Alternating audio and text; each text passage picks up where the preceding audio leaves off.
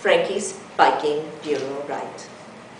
Frankie, didn't I tell you you got the world in the palm of your hand? Frankie, didn't I tell you they're running at your command?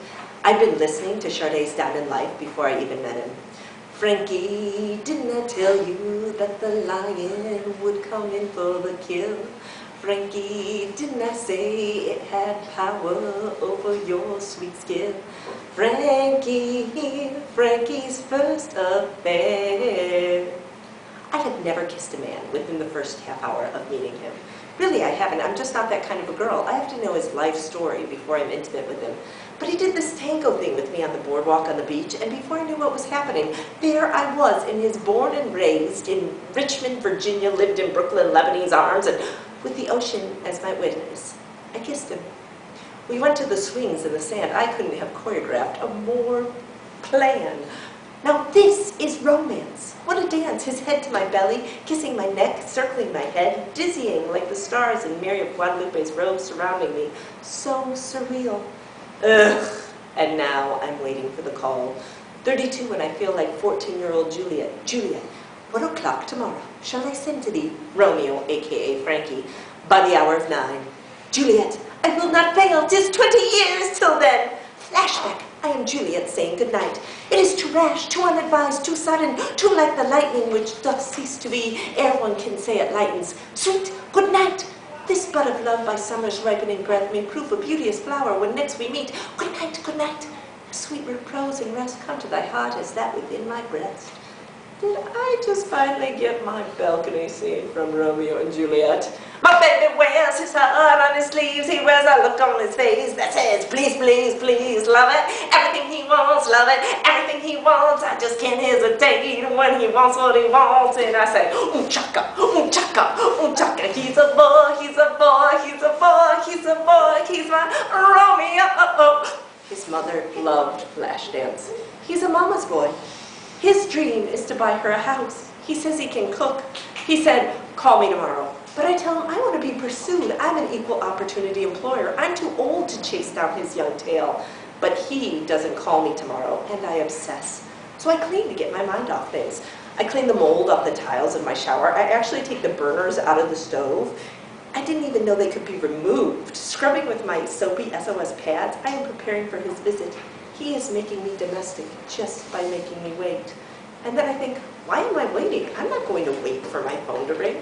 I'm going on a man hunt, turn it around. Women have been hunting, now they're hunting around. Yeah, a man hunt. We all got the need. The one that's been waiting has taken the lead. Before I met him, he said he was a prize.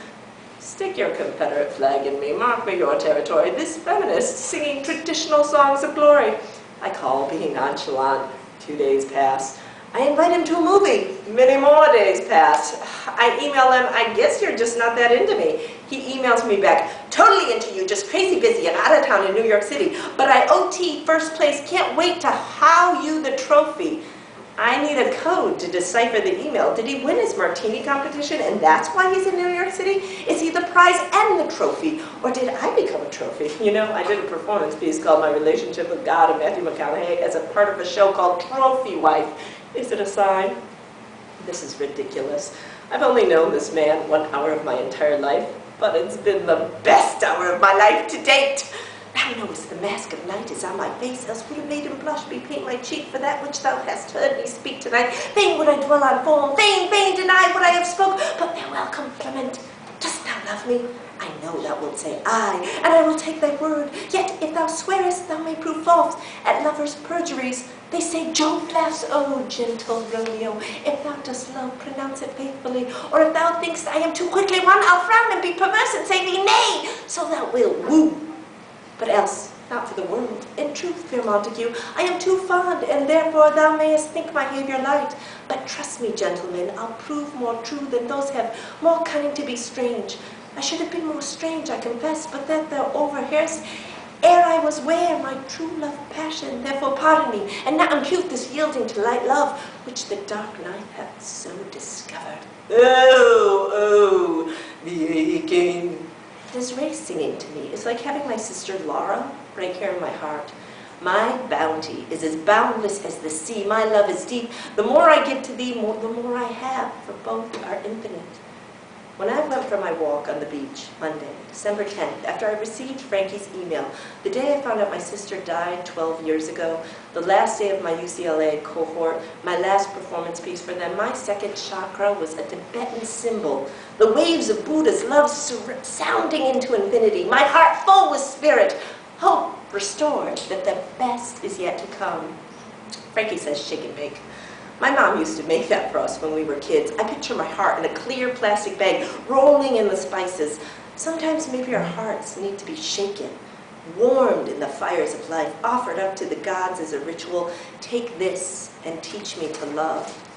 Heartbreaker? Frankie's first affair. I'm working on being more positive. I'm changing heartbreaker to heart shaker. This is my prayer as I enter the cycle in learning to love, my heart breaking open to grow bigger as it is digested by others, becoming part of them. Shake your love, I just can't shake your love, because you're never too old to experience adolescent love. So where is the laughter? You spat right in their faces. Reverend Michael Beckwith talks about how fierce Gandhi and Dr. Martin Luther King's love was, so that people would spit in their faces and they would continue to be peaceful in that presence.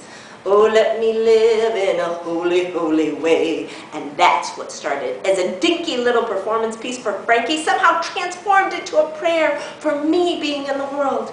Sometimes I need affirmations when my students spit on the floor. Instead of getting angry, I'm going to sing, I love myself so much that I can love you so much, that you can love you so much, that you can start loving me. When someone spits at us, can we laugh? Can we stay peaceful in the presence of primitive violence? This is where Celine beats her chest and sings about the power